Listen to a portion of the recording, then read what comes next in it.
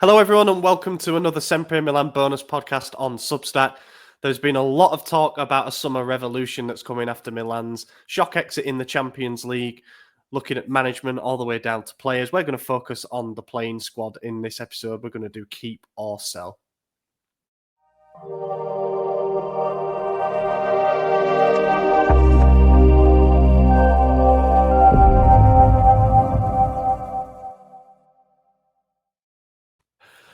Happy Friday, brother from across the pond. It is Friday. Yeah, it's good seeing you. Haven't talked to you in a while, so You're always surprised when I reveal to you that it is in fact Friday. yeah, it's because I don't pay attention to anything anymore.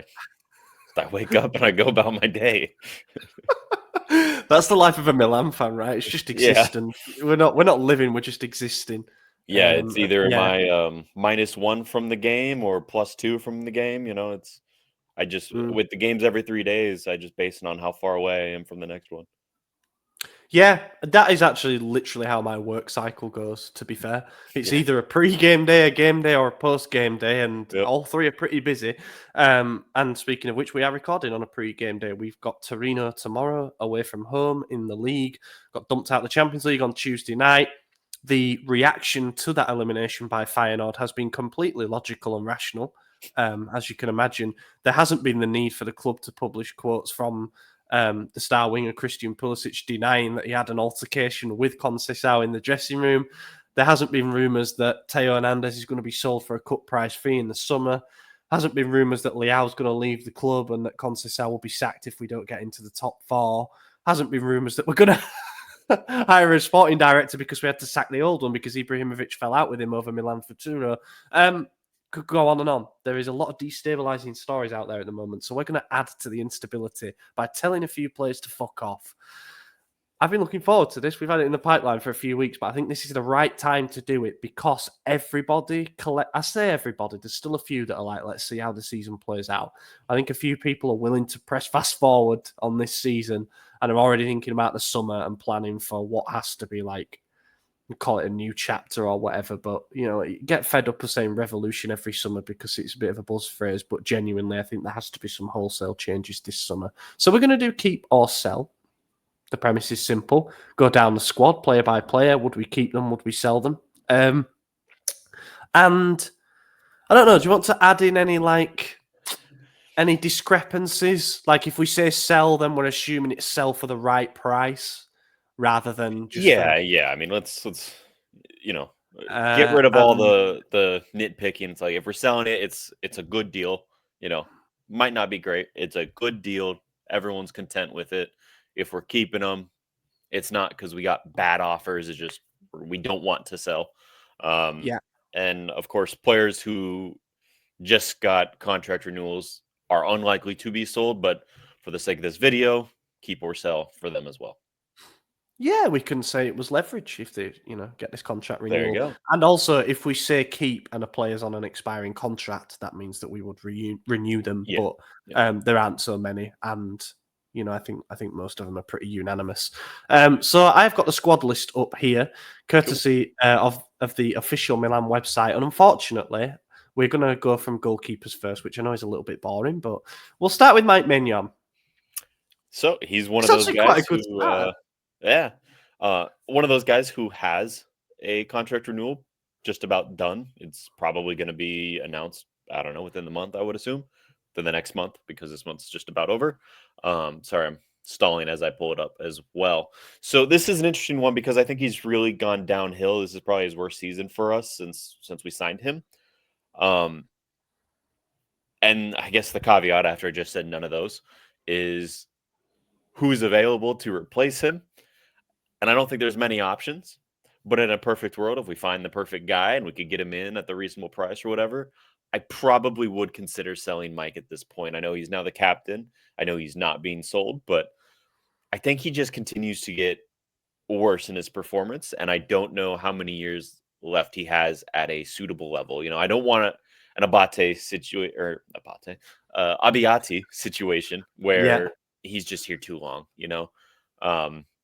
One thing that Juve's always done well is move on from their players. Even if it seems a little harsh, they know when to move. And now they got Di Gregorio, who many people wanted us to get. So Chesney was like the thing with that, because I think Chesney was still at a pretty good level, but obviously he was late 30s and they were like, no, we want our future guy now. And Chesney kind of got bumped out after that. I'm really conflicted on Maignan because part of me is like, as you said, looking at performance levels, I don't think he's been anywhere near the highs of, say, the Scudetto season this season. But he's finally, touch wood, managed to stay injury free pretty much, and that's a rarity. Like, he's missed pretty big spells of the previous last couple of campaigns. So, and then you've got the added dynamic of he's now the captain. And I don't want the cop-out answer to be, well, it depends if the coach stays, and therefore the coach will want his captain to stay, and you're taking out a leader of the dressing room. So I'm just going to evaluate it purely based on performance levels and on the value that I think we could get. I would sell him. I don't think renewing him at 5 mil net per season plus bonuses, based on the fact that he's in a bit of a dip, is a wise idea. I don't think that's a good business move. But his deal runs out in 2026, so therefore you kind of have to sell this summer to make a little bit of something back. So all those factors considered, I'd be pushed towards selling him. And I also think, like you said about finding the perfect replacement, I don't necessarily think you even need a perfect replacement with goalkeepers. We've won trophies in the past with average goalkeepers, and I think that you just have to find a fitting profile.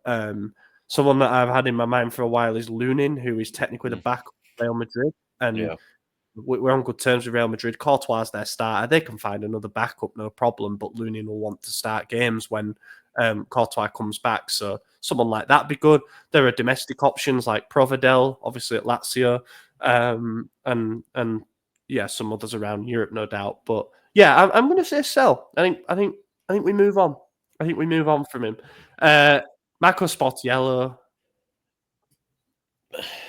Keep him, I guess, not because I think he's good or worth anything, but because I don't think he's going to play, so it doesn't matter. Why waste the money on another backup?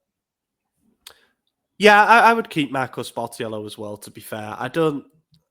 He is just a backup. I think there's something interesting. I'm just Googling his age. Sorry if you can hear me typing. He's 32 years of age, so that's an absolutely fine age for a backup goalkeeper. There's something interesting here with, and I'll just move straight on to him, Lorenzo Torriani, who obviously was, I guess, the star of the show. Not quite that. In the pre-season, he certainly impressed, but obviously he's yet to make his senior debut for the club. Could you say that he should be the new backup? I think he did, didn't he? I thought he came on for a little bit in the anniversary game. Yeah, you're probably right. Was that one of those ridiculous substitutions at the end? I think so, yeah, because I assume it was a directive because Fonseca brought on every youth player that was on the bench for that game. And it says 0 minutes played. Maybe it was Lapo Nava who came on. Maybe it was. Maybe. Yeah, I can't remember, to be honest, but I feel like there was some weird thing there. But yeah, he can definitely be the backup. I think he probably is better than Sportiello at this point. And if he's been learning from Mike and Sportiello and then playing Futuro, or what, I don't know if he has been. I really don't pay attention, but yeah, I think he could be good. Well, he's been the third choice keeper, so he hasn't really played much for the Futuro this season, who have had Nava and Rivera instead. We've kind of got like a stockpile, because you got Longoni with the Primavera too, a stockpile of these really promising goalkeepers who could all, in theory, become the new backup or whatever. But like they're fighting for a spot at every single level. So you could say that's not ideal, but competition should drive up the level and blah, blah, blah. So I'm happy to go into next season with Torriani as the firm backup, to be honest. And then even Sportiello as the third choice or whatever. Presuming if Mike stays or Mike goes, then first choice will have to be addressed. Yeah. That's the goalkeepers sorted. Florenzi, expiring deal. Yeah, just let it expire. I mean, in my opinion, his career ended 2 years ago. I don't think I cannot believe that we actually... I know this sounds bad and people are going to shout at this because I guess he's had some important moments and he's shown his versatility and stuff like that. But just purely from an economic investment point of view, he's one of our highest earners on the team because he doesn't get the growth decree, so his gross salary is quite high. He had 3 minor operations with us in his first 2 seasons on his knee. And we chose to keep him around, I just find it a little bit bizarre. He's proven himself to be very physically unreliable. Great when he plays, but it's no good when that's 10 games a year. We've had this discussion with Benacer. So you can't have that energy for one player and then not replicate it for the Yeah. other. And also, I he's mean, like 33, even 34. if that, like, I don't know if he's played 10 games a year. Yeah, he's 33 right now, which is much younger than I thought he was, to be honest with you. When was his last game? I guess over the summer he played. I didn't know that. Yeah, I Played in did it. the Yeah. city friendly, played for 40 minutes. But before that, I mean, wow, I guess he did end last season. I genuinely thought he hadn't played in 2 seasons. Mm-mm. Oh, that's crazy. Yeah, don't get me wrong. The knee surgeries that he's had, two of them were arthroscopies, which is just a minor keyhole surgery. So he was Yeah. back after like 6 weeks for them. But it's just like there's something clearly not right with him health wise. He's not a reliable, experienced deputy. And now we've got Kyle Walker. So I don't think you need two mid-30s right backs on your book. And Yeah. with the expense, you can find someone, I think you can find someone to fill that role, or just let him go, because I think we've almost built the squad this season without him in mind. So sell/leave on a free. Gabbia. Gabbia. We're just not It's doing all right backs? alphabetical. Oh, okay. I was very confused by that. I mean, we Oh, can't let's do right backs because that makes sense, doesn't it? Kyle Walker. okay. Yeah, Kyle Walker keep, but I think he needs to probably deputy next season. Knowing where he's at in his career and knowing who else we have at right back, I think I would keep him, hold on to him. I think he could do a job, but I don't think you can rely on him for 90 minutes every week. So, Yeah. yeah, keep him for now. Good leader, you know, personality in the Yeah. back. The option to buy is 5 million as well. It's such a token amount, and I think he has been really good since he arrived. And it does appear as though he's been Yeah, playing through a physical problem.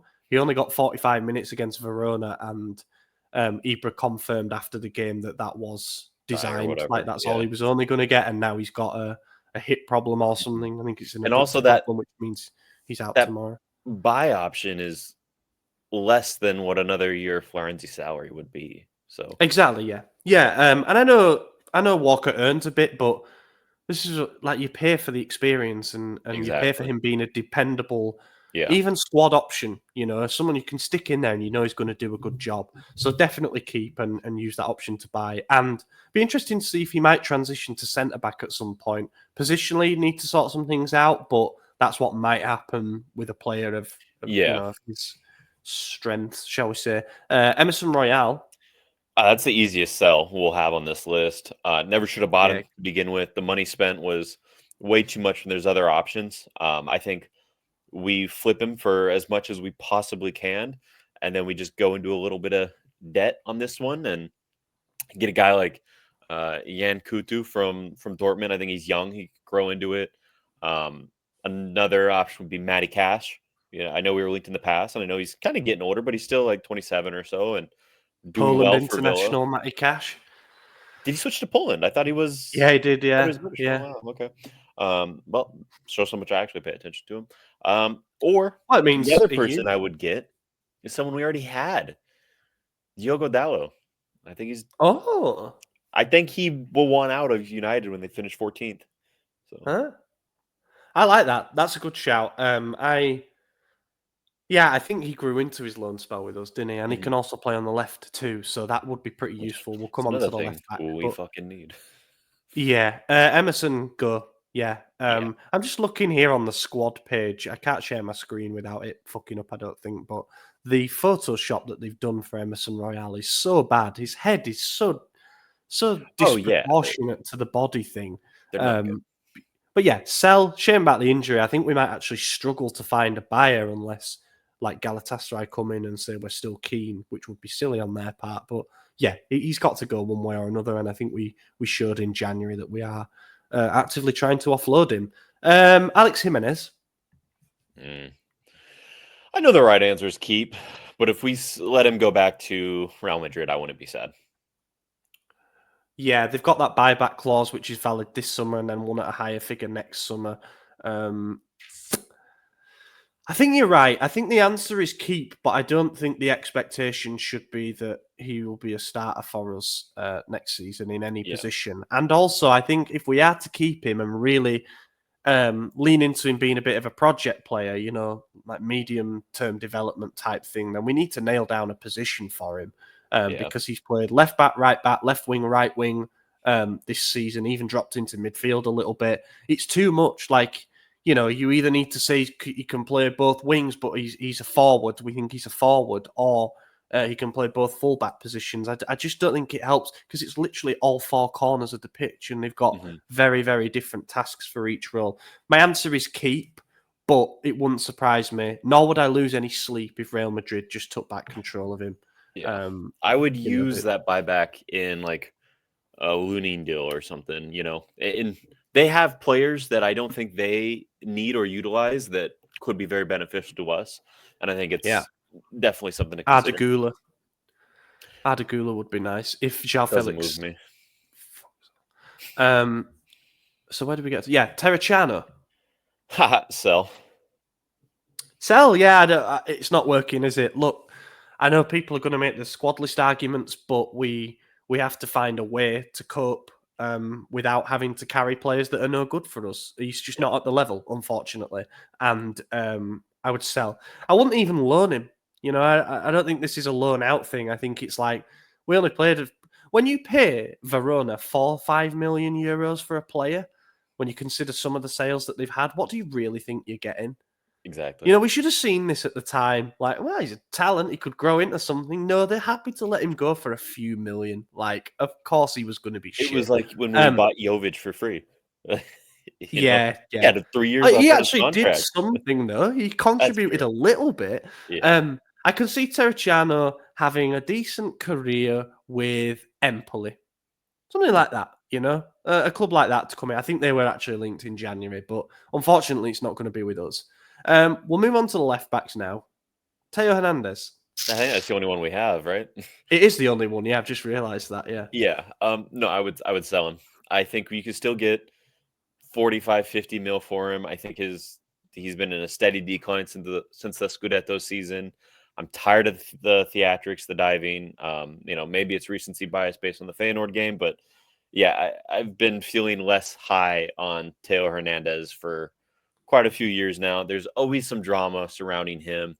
I would replace him just looking at a list of fullbacks right now, and Milos Kerkez is a name that definitely interests me because as a player we sold because he wanted starting time. Maybe he would come back. Anthony Robinson is one that I mentioned on the previous podcast. Love him. Yeah, and then someone commented and said he's shit. He's definitely not. As someone who watches the Premier League almost every weekend, he's absolutely brilliant. He's probably top 3 left back in the league. Yeah, he's solid. I would take him. And Destiny Udogie, I would take him as well. I don't know if we could afford him, but you never know with Tottenham. Yeah. So there's definitely options out there. Yeah, I'm with you. Sell. The time has come to a natural conclusion. I never thought that Teo, like someone else will come onto on the list, was going to be a career Milan player for some reason. I just never got that feeling. I think because he's one of those assets we can sell and probably still can sell for big money. The fact that he left Real Madrid to come to us in the first place, which shows that he isn't frightened to move from a good situation. And there's always been interest. Bayern, PSG, I think Real Madrid will probably come back in, Premier League teams. I just think that his head could be turned, basically. That said, I want to sell him. Do I think he will actually be sold this summer? I'm not convinced. I think it's a tough time to sell a player like him. And I wouldn't be surprised if we renew him with a little bit of a pay rise. I say a little bit. It's going to have to be 5 million-ish, isn't it? To just get the leverage to then hope that he has a little bit of a resurgence and then you try cash in, but you're playing a dangerous game with that. So my long story short answer is sell him this summer for the right price and replace him with Nuno Tavares. I mentioned him on the pod that we did, and next day Gazzetta had an article saying that it's him or Maxim de Kuiper that we want if they're to leave. The problem is convincing Lazio to sell him. Yeah. And that's going to be tough because they've got an option to buy him from Arsenal for 5 mil plus 4 mil in bonuses, which I didn't know they had. I thought he was just on a dry loan there, and it would have been easier probably to negotiate with Arsenal to sell him. But I think there's always a way. I think when it's a Serie A team, you can always do a bit of back scratching. It just probably will cost you most of the money you get for Teo to get someone like Tavares. I think you can get 2 quality left backs for the price of a Teo Hernandez sell that would then compete against each other, which obviously helps. I think one of the things that's hurt Teo's career the most at Milan is he has no competition.